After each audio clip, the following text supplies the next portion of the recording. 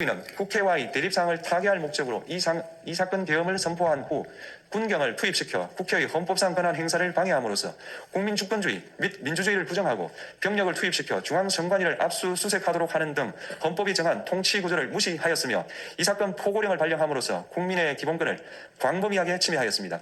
이러한 행위는 법치국가 원리와 민주국가 원리의 기본 원칙들을 위반한 것으로 그 자체로 헌법 질서를 침해하고 민주공화정의 안정성에 심각한 위해를 끼쳤습니다. 한편 국회가 신속하게 비상계엄 해제 요구를 결의할 수 있었던 것은 시민들의 저항과 군경의 소극적인 임무 수행 덕분이었으므로 이는 피청구인의 법 위반에 대한 중대성 판단에 영향을 미치지 않습니다. 대통령의 권한은 어디까지나 헌법에 의하여 부여받은 것입니다. 피청구인은 가장 신중히 행사되어야 할 권한이 국가 긴급권을 헌법에서 정한 한계를 벗어나 행사하여 대통령으로서의 권한 행사에 대한 불신을 초래하였습니다. 피청구인이 취임한 이래 야당이 주도하고 이례적으로 많은 탄핵 소추로 인하여 여러 고위공직자의 권한 행사가 탄핵 심판 중 정지되었습니다.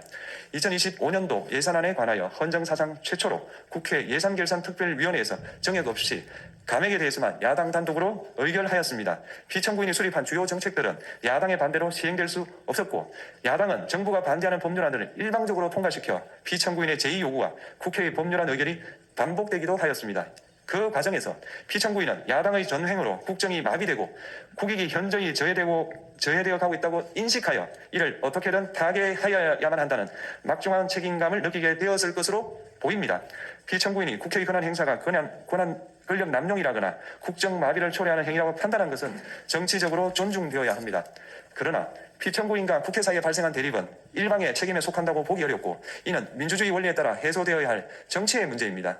이에 관한 정치적 견해의 표명이나 공적 의사결정은 헌법상 보장되는 민주주의와 조화될 수 있는 범위에서 이루어져야 합니다. 국회는 소수 의견을 존중하고 정부와의 관계에서 관용 그리고 자제를 전제로 대화와 타협을 통하여 결론을 도출하도록 노력하였어야 합니다.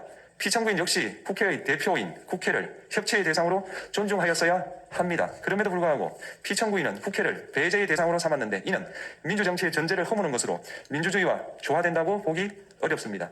피청구인은 국회의 권한 행사가 다수의 횡포라고 판단했다 하더라도 헌법이 예정한 자구책을 통해 견제와 균형이 실현될 수 있도록 하였어야 합니다. 피청구인은 취임한 때로부터 약 2년 후에 치러진 국회의원 선거에서 피청구인이 국정을 주도하도록 국민을 설득할 기회가 있었습니다. 그 결과가 피청구인의 의도에 부합하지 않더라도 야당을 지지한 국민의 의사를 배제하려는 시도를 하여서는 안 되었습니다. 그럼에도 불구하고 피청구인은 헌법과 법률을 위반하여 이 사건 계엄을 선포함으로써 국가 긴급권 남용의 역사를 재현하여 국민을 충격에 빠뜨리고 사회, 경제, 정치, 외교 전 분야의 혼란을 야기하였습니다.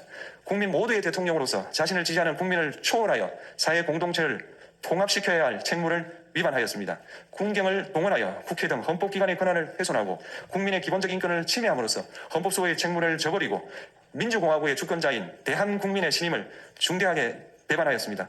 결국 피청구인의 위법 행위는 국민의 신임을 배반한 것으로 헌법소의 관점에서 용납될 수 없는 중대한 법 위반 행위에 해당합니다.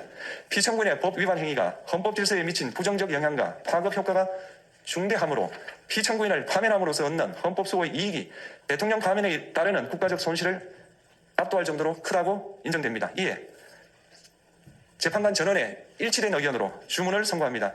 탄핵 사건이므로 선고 시각을 확인하겠습니다.